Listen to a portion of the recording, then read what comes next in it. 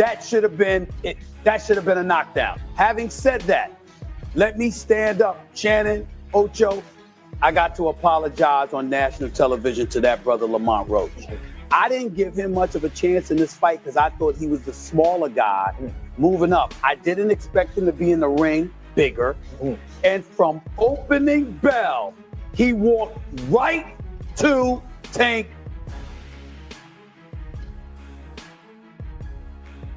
Davis. I was stunned, and the brother can fight. I'm very impressed with Lamont Roach. He put on a great performance, and he wants his love on national television right now. We need to give it to him. This brother is special for the sport of boxing. He can fight, and he can take. Smith has strongly warned Gervonta Davis against a rematch with Lamont Roach. What I didn't know is that once Lamont Roach stepped into the ring, he would be the bigger fighter. What I didn't know is that once he was in the ring and he looked like the bigger fighter, he fought like the bigger fighter because, ladies and gentlemen, from opening bell, he walked right to Gervonta Davis. Walked right to him and stayed in his face all night long. If he backed up at all, ladies and gentlemen, it was 5% of the time. The other 95% of the time, he walked right to Gervonta Davis. Gervonta Davis caught him with some good shots. He took it and then gave it back. Body punches, counter punches, left hook, straight rights. This brother Lamont Roach can fight. And he's beautiful defensively as well.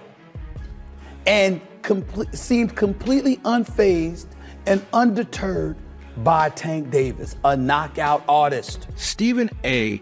Smith recently apologized to Lamont Roach after underestimating him in his fight against Gervonta Tank Davis. At first, Smith thought Roach was too small to compete, but after seeing Roach's performance, where he kept the pressure on Davis throughout the fight, Smith admitted he was wrong. He praised Roach's toughness, especially after Davis took a knee in the 9th round, saying the grease from his hair had gotten in his eyes. Now, Smith recognizes Roach as a serious contender and is looking forward to a possible rematch later this year. For me, Tank Davis fighting a minus 1,600 as your main event odds is crazy to me, dude. That's crazy. That underdog lived up to the hype. He ended up, overperforming. Lamont Roach, credit to him, all this other stuff. And it took some politics to keep Davis as champion. You ever see guys getting the referee their own fight? Dude, anybody else takes that knee, you're getting counted, bro. The referee, actually, his instinct, if you watch that, the referee's instinct was to count. If you notice, Steve Willis started counting, and then he looked at the timekeeper outside the ring, wasn't counting, and he stopped counting. So you get to call your own timeout. Earlier in the fight, if you saw that shoulder barge that Tank did to Roach in the clinch, he didn't get a warning, but Roach's reaction got the warning. This is the politics we're dealing with. You keep doing this, you're looking at short-term money and long-term destruction. On March 1st, 2025, Gervonta Davis defended his WBA lightweight title against Lamont Roach at the Barclays Center in Brooklyn, New York. The fight was highly anticipated, with Davis entering as a favorite because of his undefeated record and knockout power. However, Roach, despite being the underdog, delivered a performance that surprised many, challenging Davis throughout the match. Guy from a division lower moves up and gives Tank Davis his toughest fight. I thought beating him on the inside, making him miss, putting offense behind defense after making him miss, being more active. Obviously, Tank's going to have the edge in power. Tank is going to have the edge in power strikes. I think ultimately the stats spoke to that. I don't think that this was a disaster. I think it'd be strong to call it a disaster. The fight was not great up front. The fight was not great in the middle, but it was very good. Not amazing, but definitely very good down the... The most talked about moment in the fight came in the 9th round when Davis took a knee, claiming he had trouble seeing because grease from his hair had gotten into his eyes. The referee, Steve Willis, didn't call a knockdown, and many criticized the decision. The fight ended with one judge scoring it 115 to 113 in favor of Davis, while the other two judges had it at 114 to 114, leading to a majority draw. This allowed Davis to keep his title, but sparked debate over the fairness of the decision. I just so happen to be a boxing fan that the fact that I do watch him fight, you know what I'm saying? Like, I really like boxing. Are you open to immediate rematch? In my contract, immediate rematch was signed. I signed Right. for the immediate rematch when I signed for the first fight. Right. Just in case he lost or just in case it was a draw. So when you got a rematch clause, how long we taking? It's up to the A side and when they want to fight. So I'm thinking it's gonna be soon. I'm hoping it's gonna be soon. Let's say that. What is soon to you? When you say soon to me, I'm thinking a month. I'm thinking July. I'm thinking July. Lamont Roach Jr. has made it clear he wants a rematch with Gervonta Davis after their controversial majority draw on March 1st at the Barclays Center in Brooklyn. The fight ended with one judge scoring 115 to 113 for Davis, while the other two had it tied at 114 to 114. A key moment came in the 9th round when Davis took a knee, citing an eye irritation, but the referee didn't rule a knockdown. It ain't no timeouts in boxing. Why are you taking? You know that. You should know that. So that's the thing where I'm like confused because that's supposed to be a knockdown. That's a 10-8 round. If that's a 10-8 round, I win the fight.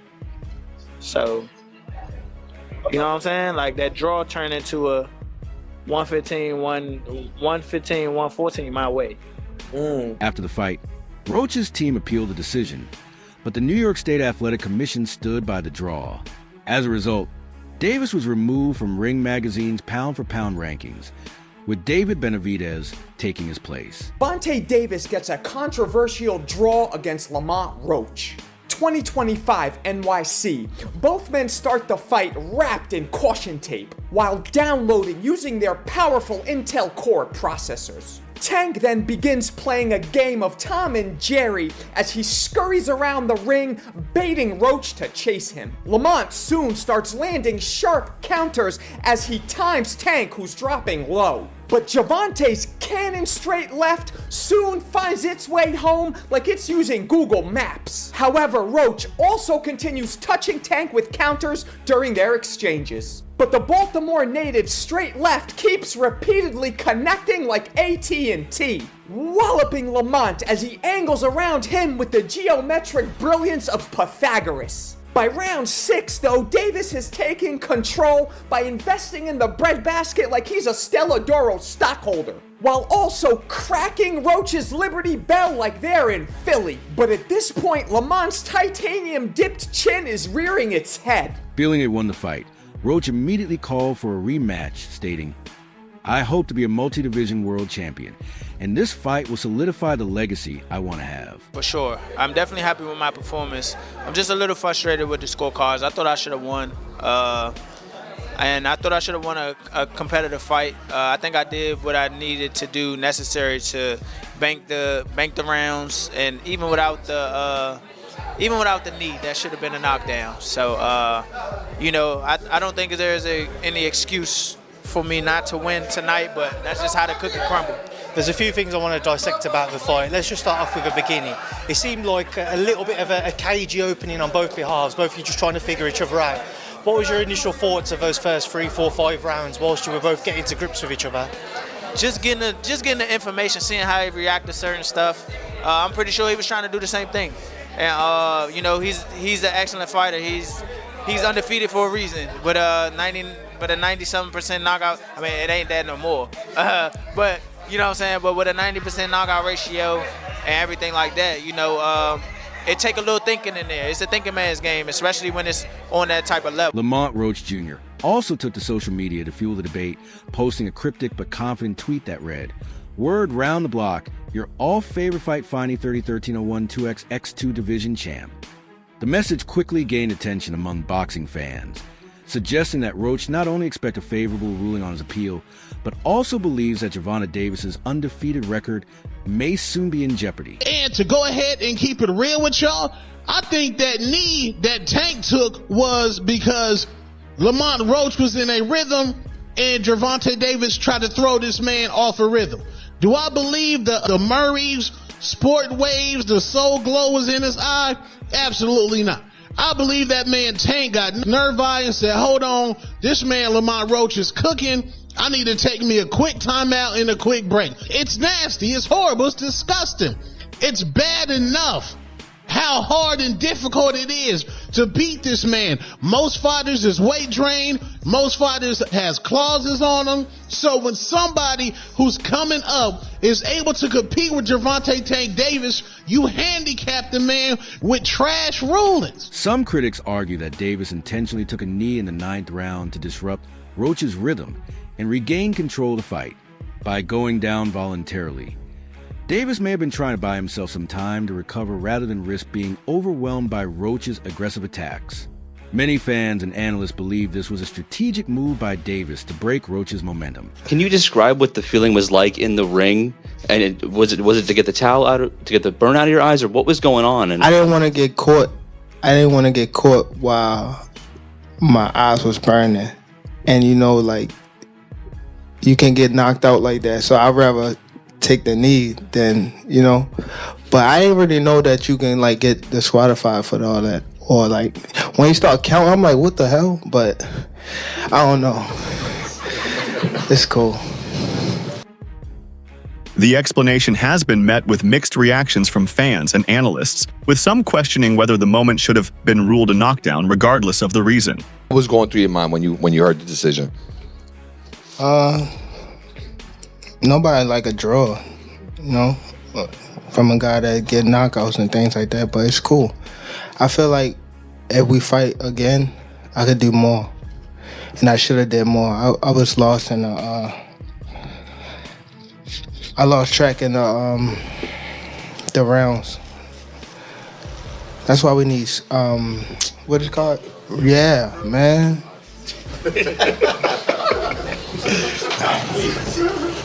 I didn't know what round it was.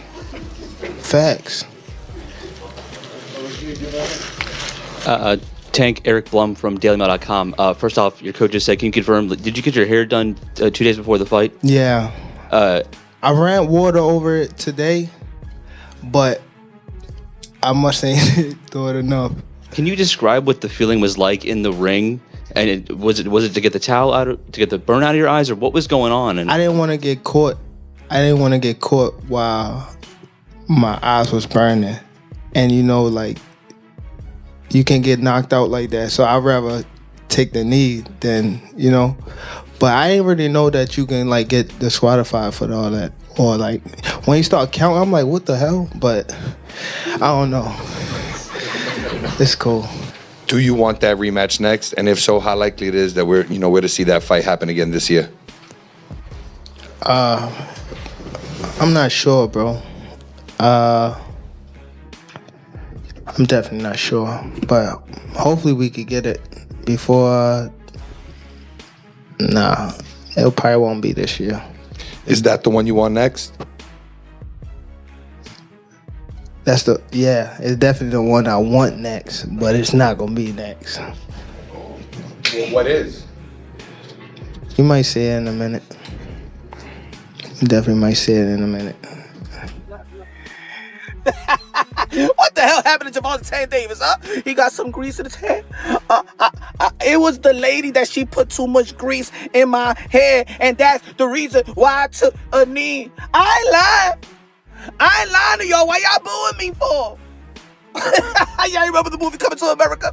Was Gervonta Tank Davis using the Soul Glow? It's just a Soul Glow, feeling all so silky smooth. Just let it shine through, baby. That gotta be one of the most embarrassing moments in boxing history. How the hell you go down saying that the grease? No, what happened at the grease? Stop! It's not funny. Why y'all booing me? I'm telling you the truth. That woman put a lot of grease in my hair. Yo, damn Tanky. Tanky, come on now. Davis explained that the incident was due to a hair treatment he had 2 days before the fight. He said the grease from the treatment mixed with his sweat during the match, causing a burning sensation in his eyes. In a post-fight interview, Davis expressed frustration over the boos from the crowd, stressing that his actions were a genuine reaction to the unexpected irritation and not an attempt to influence the fight's outcome. I gotta stand down and give mad respect to Lamont Roach. Brother fought one hell of a fight. This was a damn close fight. Gervonta taking a knee should have been a knockdown. Either way, Roach has skills, fought his ass off, deserves nothing but respect. He earned the boxing world's attention tonight. He has mine. Thought he'd be too small. I was wrong. The explanation has sparked mixed reactions from fans and analysts. Some people feel the moment should have been counted as a knockdown, no matter the reason behind it. Give you my picks on 3 fights taking place Saturday night at the Barclays Center in New York City between Gervonta Tank Davis and Lamont Roach, Gary Russell versus Jose Valenzuela, and Sandor Martin versus Alberto Puello. Gervonta Davis uses knocks somebody out inside of 85 punches because he's clearly capable of that. But I just see this as being a kind of fight where he's going to have to run him down. He's going to have to walk him down, rather, and he's going to have to throw some punches before he ultimately catches him. And that's how I view it. So I'm going to go with more on this particular one. Next up, Stephen A. Smith, known for his direct and often provocative commentary, weighed in on the controversy surrounding the Davis-Roach fight. While specific quotes from Smith aren't available in the sources, his general stance has been to caution Davis against a potential rematch with Roach. 13. A rematch with Roach could be a serious risk to Davis's perfect record. The first fight showed that Roach has the skill and strategy to challenge Davis effectively. Taking the rematch could put Davis's standing in the boxing world in jeopardy if he were to lose. I'm not sure, bro. I'm definitely not sure, but hopefully we could get it before. Nah, it probably won't be this year. Is that the one you want next? It's definitely the one I want next, but it's not gonna be next. Well, what is?